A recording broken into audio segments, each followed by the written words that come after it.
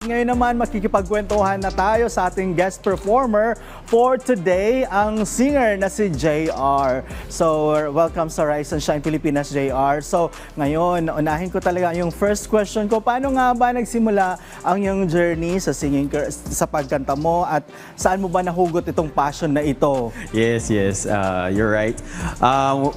Back when I was a child, sumasali talaga ng contest sa nung bata pa lang ako.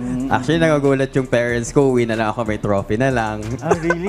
Yes. Sumasali ako sa mga barangayan, hanggang sa school, and then mga patimpalak sa kahit saan po. Oo, balita ko, maliban sa pagkanta, sumasali ka rin ng mga pageant at you Yes. are a title holder for that for a certain pageant. So ngayon ba meron ka bang mga recent achievements for this kind of pageant? Yes, recently po I represented General Trias sa Mr. Tourism World Philippines. At sa mga achievement, sa mga pinagagawa ko sa buhay, I was able to build a spa massage in Cavite. So those are that is one of my achievements din po. Ayan, kumbaga pinagsasabay mo ba ang iyong career sa pagkanta at sa pageantry? Yes. Well, anyway, gusto pa sana namin malaman yung buong buhay mo. Pero we don't have a lot of time, kaya imbitahan mo na yung ating mga ka-RSP na i-follow ka sa iyong social media. Yes, follow me guys sa social media account ko sa Facebook, JR Garcia, JHAYR Garcia, to follow and see yung mga recent activities po natin. Ayan. So mga ka-RSP, again, please welcome our guest performer, JR Garcia. Di mahagkilang sa lupa ang pag-asa,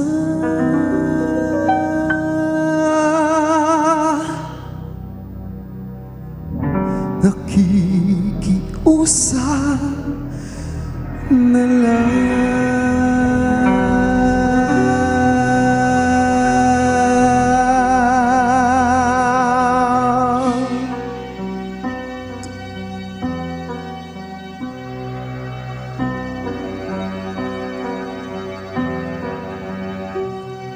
Pangarap kong makita kang naglalaro sa buwan. Inalay mo sa akin ang gabi walang hangganan. Di magkilang sa lupa ang pag-asa,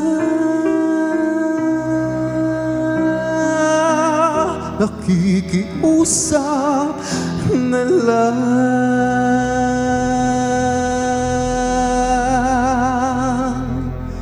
Himala, kasalanan bang humingi ako sa langit ng isang himala? Kasalanan bang humingi ako sa langit ng isang himala? Isang himala. Pangarap kong makita ang liwanag ng umaga, naglalambing sa iyong mga mata.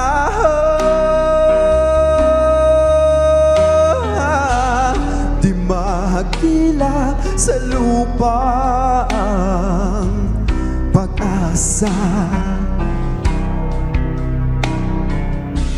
makikiusap na lang. Himala, kasalanan bang humingi ako sa langit ng isang himala? Kasalanan bang humingi